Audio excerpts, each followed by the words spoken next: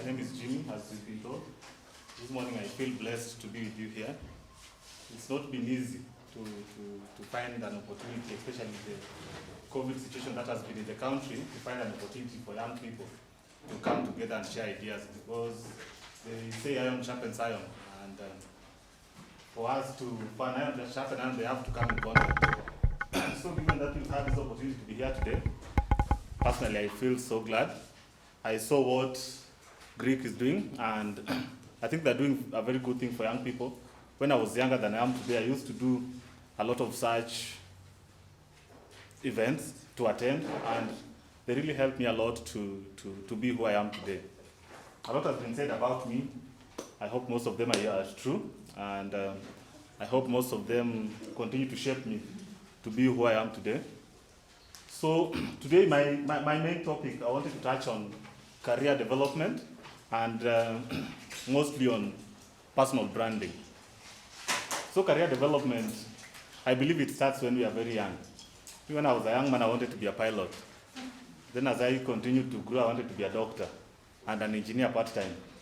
Then I got somewhere and I wanted to be, a lot of things. Then when I got to university, to high school, nikaona vile vitu zinanipeleka. Nikasema hata si walimu si hawakuwa wabaya sana. But then I think that's the first step that career development journey takes, because it's an internal ambition that you as a person, you take, and you start choosing that thing which you think is what can make you happy in life and can help you fulfill your purpose on earth.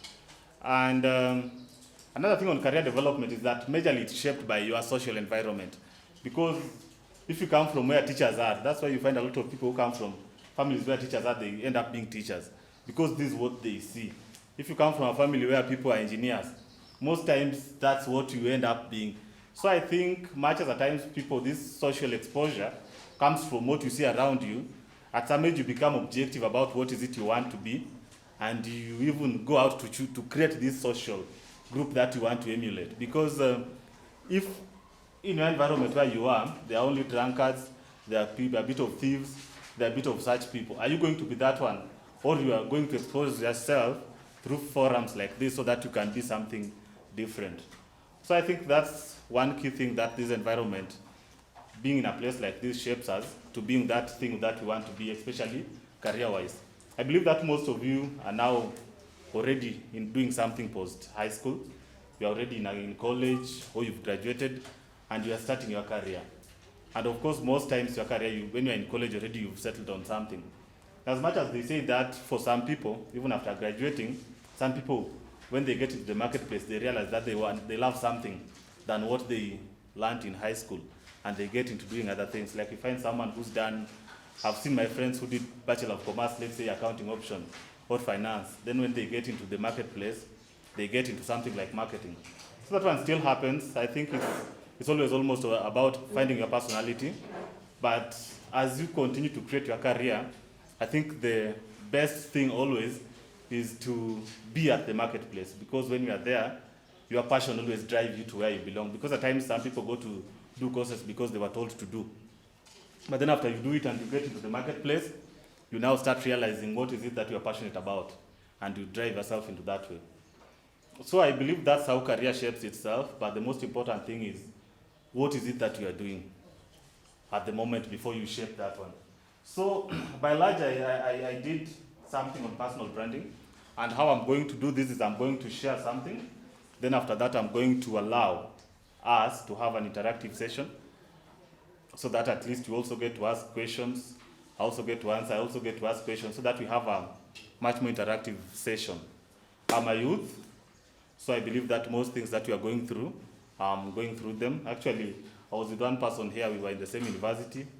There's also another person who we met when we were still in the university. So I left the university not long ago. I'm still a young person. The challenges you're facing, I'm very familiar with them. I'm facing some of them, I've faced some of them. So I think I'll try to make this an interactive session as much as possible. Yeah, so one thing that I wanted to talk about in branding is that one of the places we ignore so much. Nowadays, I see a lot, recently we were recruiting And before we recruited the few candidates that we were left with, we went to their social media accounts.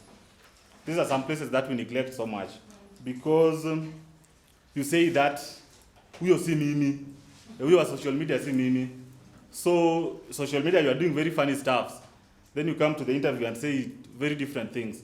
You know, in a world that is so much global now, there are a lot of information that you share, even the comments you make on people's comments, even the things that you post.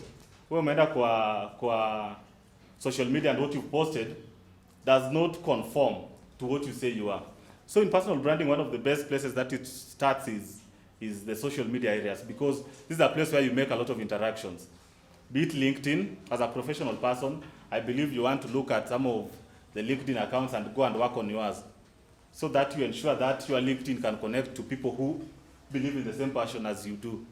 So that's something like Facebook, something like Twitter. There are a lot of connections that are made in these fields. But then you find that some people, they go into these fields and they fail to brand themselves as they want to be. You say that, iyo na mimi tofauti.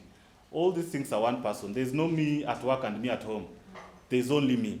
So there's no way you can say that you are kind at home, you are good at home, then you get to work, then you are another thing. There's no such thing. You are just one person everywhere. So how is it that you work on your social media pages? Me, when I was starting out as a young person, I made a lot of interactions, especially in Facebook, that have continued to help me even up to now. Because I'd go there and see what other people are doing, people who are doing what I thought I could do. And I'd talk to them, I'd DM them, I'd talk to them, I'd show up. And over time, they've really proved to be helpful. I believe that these interactions still make a lot of sense. What is it that you do in social media? Because hakuna vile you'll inbox someone who's serious about life, where picha zako ni tu za party and all those things. They're not bad. Party is good. But there's that part of what is it that you should look like if you want to be taken serious in the society. I had an option of coming here with a short and a t-shirt like I woke up. But then I said that for you to take me seriously, I have to do it differently. When I go to my engagements, there's a way I go.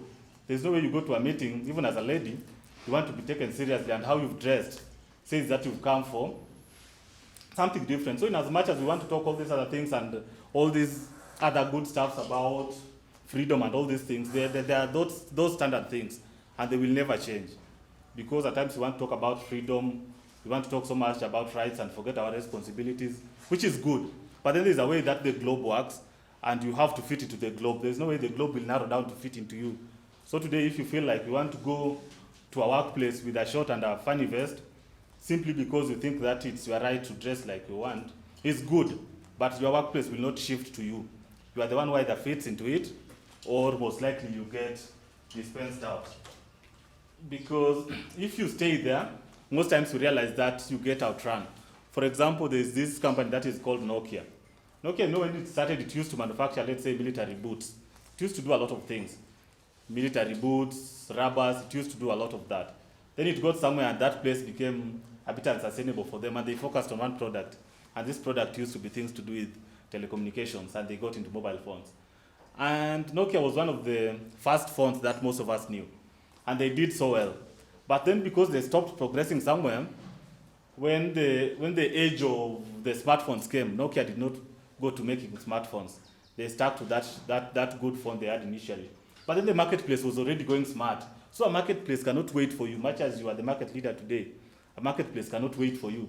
So when people went to smartphones, companies like Samsung, like iPhone, a lot of these rose. But then Nokia, I don't know if anyone now still remembers about Nokia. They had to go down. So how is it that, even if you are top of your class the other day, how is it that you ensure that you keep honing yourself to grow, and also you keep studying the marketplace? If you realize, for example, those of us, me, I did marketing. I realized that for you to be any serious marketer in any place, you have to do this global certification, this CIM. It's a very tedious course, but I have pushed myself to go and do this so that I continually hone myself. So you have to look at where is the world going, and what is it that I must do. For example, if you're in IT, there's what we call, like we deal in a product called Microsoft Navision Dynamics. So this is an ERP, an integrated system that does all these things to do with HR, payroll, and all these things. If you're in IT and you've chosen that I want to do this system, there are a lot of certifications that you have to do. So the fact that you've come out of college and you have a degree in computer science, unless you go into this thing and do these certifications. On character, I'd like to ask that question of, can you be relied upon? Plan tells me that you have to be that 9. What is it that I do? Much as I may have 1, 2, 3, 4, 5 engagements, what is it that I do to ensure that I get here by 9? When you are told that we are having a meeting at 5 a.m., what is it that you do to ensure that you get there by 5 a.m.? Or you start giving the excuses of, oh, you know where I stay. So, how is it that you position yourself to know that you have that sense of character? When I tell you that I'm going to do this, I'm going to do it. When I tell you I'm not going to do it, I'm not going to do it. Can you stand for something? Because most times you want to be loved. And in wanting to be loved, you want to say yes to everything. And you want to do nothing. So can you have that sense of character where someone can know you for something? When you say I'm coming, even if my phone is off, my phone goes off accidentally. But you say, Jimmy amesema anakuja, atakuja. So even, no matter the situation, even the person who's expecting you to do that, he knows that no matter what happens, you'll be there. If it's, let's say, there's, like what we do, a lot of documentation tendering, they usually have timelines. So if there's a tender that needs to be delivered, and you're the one who is left, take out this tender, develop it, work on it, and deliver it, can your boss be sure that this tender will be delivered? Ama pande yako anashinda tu, hii itawezekana kweli? So, sense of character. The young people must learn to work on character and stand for something, so that someone knows that this A, B, C, D, this one the way, this, you will know. Don't be someone who's just everywhere. You are in charge, you are in the bar, you are in school, you are in, don't be everywhere. Even if you're working on, let's say, these community-based organizations. I once worked with a couple of them. Actually, we were working with one with Apollo before I went to this other side of life. So, is it possible that you want to say that, what is it that you do? Oh, we provide baths, we go to orphanages, we do everything. Can you, the world is too big to change the entire world. That's another reality you know as you continue to grow. The world is too big, you cannot change the entire world, but you can do something about the world. So you cannot say that you are in this CBO, you go to orphanages, you want to provide clean water, you want to ensure that girls can have safe and their menses can be out of, they can have safe menses. You want to ensure that you can empower the society for education. You cannot do everything. Just learn to stand for something. Go and take a space and say that I'll dig deeper, because it's not the way. It's always the depth. So don't spread your wings too much. Most times you hard. Learn to take something. You can even go back as a strategy team and sit to maybe 10 things we are doing. And be honest to yourself and say that these 10 things we are doing, most of them are not working, and out of these we are going to choose 3, and we are going to measure on 1. Out of that, you start positioning yourself for a real world. Because most times you're doing 10 things and you're doing nothing. So that someone does not even know what you do. If even some of your members, when they're asked, what is it that the organization do? They're like, we do a lot of things. No. It should be to a level where when you're walking up, even in the middle of the night, you know what you do. When you think of brands like APSA, the kind of even vision and the kind of slogans they have, or even when someone is woken up at night, they always know what it stands for. So ensure that you get to a level where you can take something that even if you're a child, if you're a member of what you're doing, if they're working at night, they know that this is it, that what my dad does. Not even hata kumbali watu wajui pale na kitu nafanya, because you're always there, you're always there. You cannot be everything to the world, but you can be something. You sir, what's the price of fuel as of now? The rate? 150. Yeah, 160, 130 there. So always know, much as you have the right of not knowing, at times it's even good to go to the supermarket. Even just know the prices of, know the price of sugar, know the price of salt. Like always know, there's that option of not knowing, but always know what's happening in the marketplace. So that you can always know how to position yourself. When governments are being conceived, you realize that, for example, Jubilee government came up with what they call the Big Four agenda. Can you get a document and know what are these Big Four agenda and what are they focusing on? Because in reality, as the government continues, that what majorly their focus will be. Because, for example, one of the things that the government focused on was on TVETs. So we were having this company and we used to sell management systems to universities. But then we realized that with the coming of Jubilee government, as contrasting to the Kibaki government that supported a lot the university sector, so there was a lot of money in the university sector. We realized that nowadays, not very few universities are able to buy these management systems. But there was a lot of focus on TVETs. Much as TVETs are not big, and they do not have a lot of money, but we have more than 237 TVETs in Kenya. But we used to have about 37 to maybe 60 at most universities in Kenya. So much as these universities, there were not many, but they could give you a big margin because you could sell a system to as much as 40 million. But then we realized that TVET can pay you 4 million, but then there are 237. So when we were doing our strategies, we said that because we realized that much focus is not here, we have to go where the focus is, because we realized that there was a lot of capitation that was going into these TVETs, and they were now able to buy a lot of them. So now we focused into this field. But then you realize now you can even sell to 100 of them and still attain what you previously could attain with the other universities. So how is it that you know what is happening so that you fix yourselves there? So always try to have information. Know what is happening. If it's the Big Four agenda, what are their focus? How is it that our organization can fit into one? Because just as we said before, the government will not come to fit into your space. You are the one who have to know what's happening and to fit into that. No matter how you complain, it will not change. Because the universities complained, most of them are now at the verge of even collapse. Let's hope the next government will be able to help them. But you don't complain. How is it that you try to cut yourself down and fit into that next space? So always have information. When there's information going out, go and get that information and know how to fit into it. Because there's no day you will wake up and information will come and fit into you. So always know, if I was doing, let's say, this particular course, what is the future? If I was doing, let's say, this engineering courses, traditionally maybe people would draw with hands. Now people are now using softwares. Which softwares are these? And how is it that I can get access to this software? If I have a laptop, I find a senior practicing engineer to help me with one of these softwares so that I start learning and maybe pin myself to one of the institutions that can teach me this. Because if the industry is embracing softwares to do some of the things they were doing previously on hand, simply because you know hand, there's no way the industry will wait for you to do hand when they're already embracing the other thing. So always get information, especially on your field and in the country and globally, because again, you have to think globally. There is someone who told me, I was talking to someone, a recent graduate, and she was telling me that, you know, Jimmy, mimi hata niko mzuri. Nimeona class yetu, si mimi peke yangu ndo nimepata internship. At times we limit ourselves that much because we are competing with a small circle here. Simply because he does not have a job, he does not have a job, she does not have a job, and I have a job earning 10,000, I feel I'm doing good, and I relax. I think if you start thinking globally, and you realize that the founder of Facebook in his 20s, he was already doing something meaningful to the world. You realize that the founder of Microsoft in his 20s was already making sense to the world. Then you limit yourself to your 1, 2, 3, 4 friends. Because she was telling me that, imagine kwa class yetu yote, from when we graduated 6 months ago, mimi ndo nimepata internship.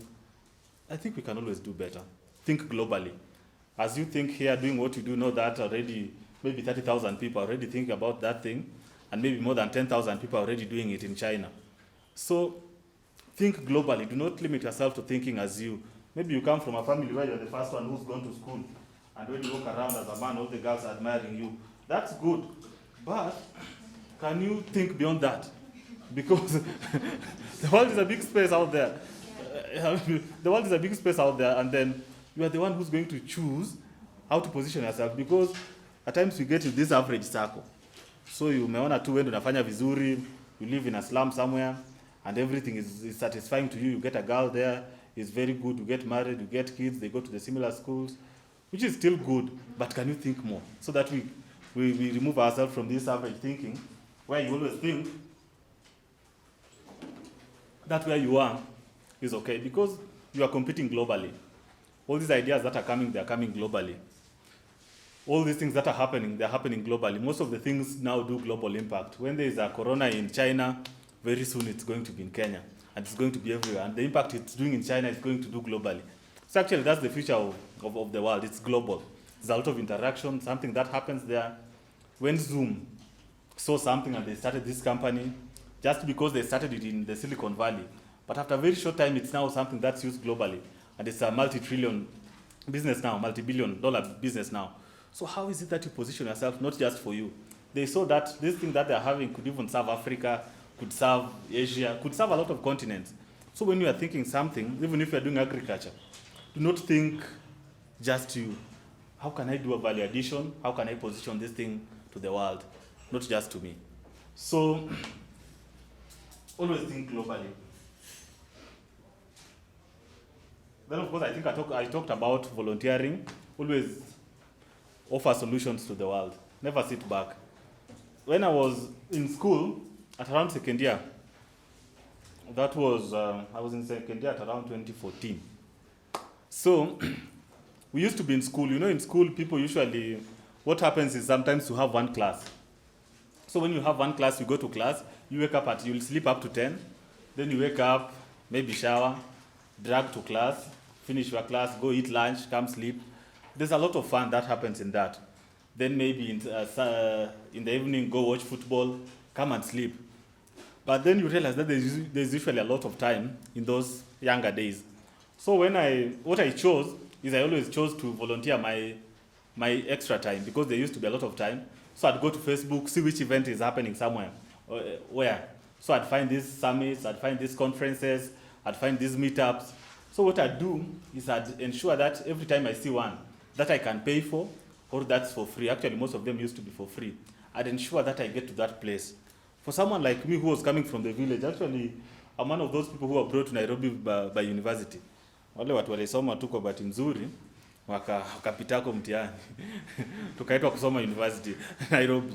And I believe many of us are that way, where you just came to town by default. I think that's a default. So I'm one of those people. But then you get into this town and you know you have to compete at this level. How is it that you position yourself to compete at that level? So from that time, I ensure that all these events, I attended them. So when I was attending them, I used to see how is it that people dress. The person I want to be like, how is it that they dress? The person I want to be, how is it that people talk? How is it that people ask questions? Because it's very important to even know how to ask questions. Because at times you may ask a question that does not really make what a question should be. So how is it that you position yourself for that? So from that time, I started volunteering my time. We started an organization. We do a lot of visits to children's home and see how the destitutes also suffer. Because in a big way, it opens your mind to see that how lucky you are. Because there are most of us who are crybabies. We always think you're unlucky, oh, sinai, until you go into these homes of destitutes and you see how some people are suffering. We went to the homes of the elderly, we went to the children's home, we went to these kids having cerebral palsy, and you see how some people suffer so much, yet it's not even out of their choice. So volunteering to expose myself to such levels enabled me to start being grateful, because one of the first places to start growing yourself is to start being grateful, because unless you become grateful, you always end up being crybaby, and crybabies, most of them never amount. So because you always say, oh, mimi sijatumiwa nini, wengine wametumiwa, mimi sina hii, wengine wako nayo. No, stop crying. Where you are, you can always amount. But unless we've spent a lot of time visiting these places and giving service, after that one, I started, and after finishing school, I started a business. It was called Solitech, and we started young with a partner. And business was good, because actually how we are starting this, we were starting it from a point of being broke. I finished school. This guy also finished school. Then, because I finished a bit earlier, he comes to stay with me. He's broke, I'm broke. We are struggling to do the basics in the house. Then, one day we wake up and I ask him, si kitu najuanga kufanya. Of course, it was basic IT, things like websites and all those things. Then he says yes. Then I develop a message. And because I'd already networked a lot and volunteered a lot, I was in very many groups. So this guy says, yes, I can do this. Then I develop a message. And of course, in marketing, we are taught about P's. And P's, we usually have price, place, promotion. At higher level, you even have other P's. So I took this price, place, promotion, and I saw that given that we are young, one of the best places we can play with is price. So because at that time, most of the websites, they'd be done at 50, 30,000. I said, can we do this thing at 15,000? At almost half the market rate. Then I shared it in most of these WhatsApp groups. And then just from the first week, from being broke, and because we were very ambitious, many people really called us. And people would invite us, have you done this before? Can you come and do this for us? And then, of course, there's that first person who had faith in us, and we did the first one. In the first week, I think, we did more than 5 websites. and we were rich. You know, it's very sweet when you are coming from a point where you don't have 200 shillings in your pocket, to a point where you can have 30,000 in your pocket in a week.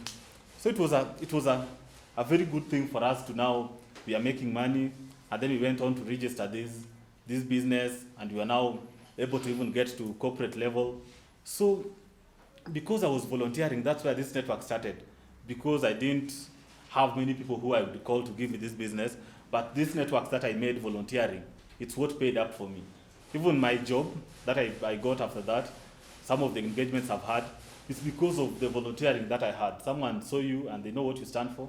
They tell you, Jimmy, can you come and help me here? So never sit back. If I had an option of being in school and wasting my time of going to one class and wasting the rest of the day, I would not have known these people. And to mean that if I did not know these people, I could not have the information to do what to do so that we get this business started. So what I can say is that always ensure that you volunteer your time. Never waste your time. If there's something that where you can always offer your energy, go there. Even if it's on a Saturday, people are going for a community service. Go and be with them. Do not waste your time sleeping at Unalala. You know, when we die finally, all of us are going to sleep seriously. And it's going to be by force.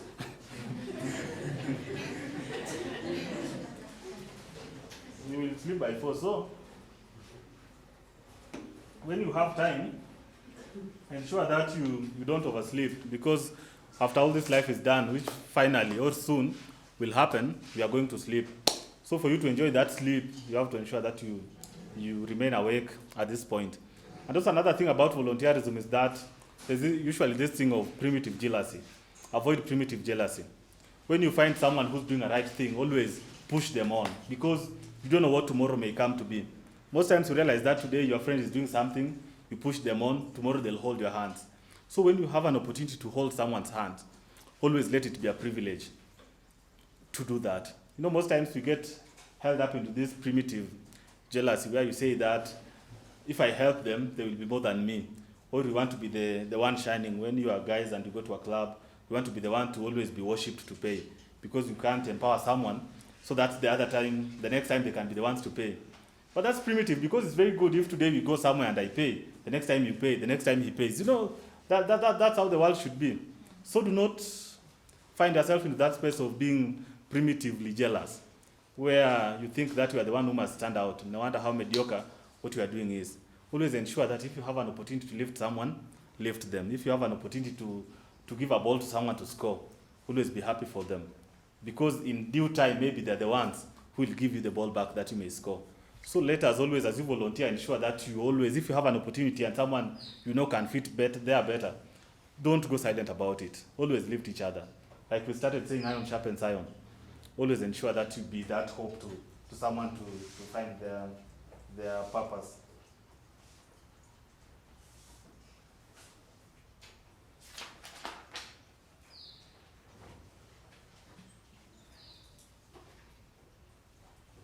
Then another thing about brands that I wanted to say about is that people buy brands, people don't buy products.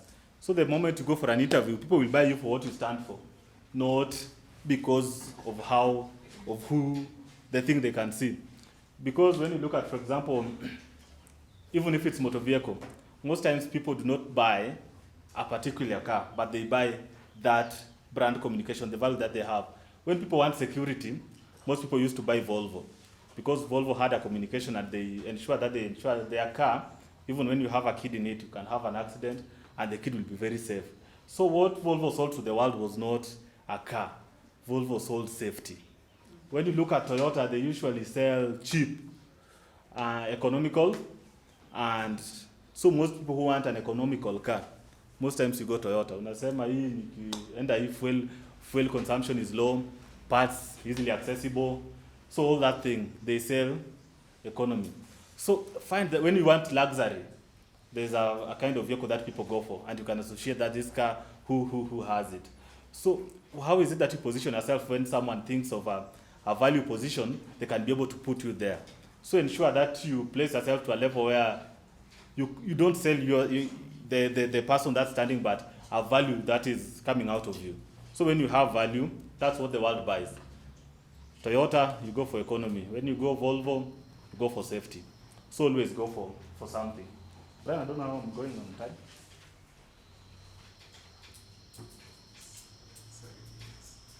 How much? Is programmed to judge. How can we help these people? Because we have left in a way that you're being told, be yourself, you're being yourself, exposing your everything, and that moment that you're being yourself, you're exposing everything, you're being told you have gone overboard of being yourself, so now you have to pretend. If you are coming from Kayole, you say that I'm coming from Buruburu, out of Lanisau. And that is the start of your, because you know if you say you are coming from Kayole or Madari or Dandora, you won't get a job. And that's where lying starts. I think I'd like to look at it in 2 dimensions. First of it is about building your personal confidence. When you're confident, you're not scared about where you come from. I just say that since I came from the village. I'm not scared to say that I came from the village because I've tried to build my confidence to say that it's not my problem coming from the village. So when you look at it from that perspective, it's about just working on your self-confidence. I came from the village and I'm not sorry. Yeah, so you either work this way or not. So first is self-confidence. And then on the other side is about the world does not want the you. The world wants an ideal you. What happened if the great man we were talking about, there's a day that this woman goes to his legs and anapaka mafuta and he cries on his leg. What if he went above that? We won't be having Christianity today, is it? Because if he had, let's say, an intercourse with that woman, I think it's very romantic kupakwa mafuta mguu. What if he did something more? We won't be having Christianity and Jesus today. What if today President Uhuru Kenyatta goes and parties and throws himself out and is found lying on the earth and anapiga picha at uni president wa Kenya? You know such impact that it makes. So as much as I'm coming from the slum, there are those things I don't want to expose to the world. And there are those things I want to do moderately. Much as I come from a place where my friends are smoking weed, I don't want to have my picture online with my friends smoking weed. That's not the kind of information I want to portray outside. Much as maybe pali nimetoka sijakula, I don't want to come here looking hungry. Even in the Bible it says that when you are fasting, paka mafuta uso. I think that's a very good guiding book. You know, you don't have to look up like it by all means. Hata kama una fast, paka mafuta uso, kaa vizuri, yoga. So even if I'm coming here na sijakula, I don't have to come looking like sijakula. And I think sijakula, who's serving food? So much as the world wants you, there's that side of yourself that you also don't want to expose to the world. So learn to know what is acceptable. There are codes of conduct. Even someone can make me hungry, I kill them, then there is the repercussion. Even in the Bible they say, then after all this, we will all be put to account for our days on earth. Yeah, so that being put to account is always there. Even in families, even everywhere, you're always put to account for what you did. So there's that part where you'll be put to account for it. I hope it helps.